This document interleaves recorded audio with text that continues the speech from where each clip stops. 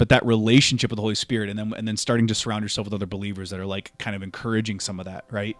I think that's really important. By the way, your spouse would be number one if you're married, but then other believers that start to. Nate became one of those for me that really started to encourage. Bruce Kalish at the time really started to encourage and kind of fan that flame. I think it's all of it though. I don't just think it's one thing. I think all those things are really important. Your heart's got to break at some level, right? Like if he's calling you into something hard, your heart's got to break at some level. Right. Your heart has to cry out, because that's going to be part of the fuel that gets you over those initial obstacles or hurdles of fear. Your church community is different in a lot of ways, and such a great thing. And like that's one of the ways that it is because I feel like people around me in my life have often reminded me of the ways God has worked in my life, the ways that how things have happened.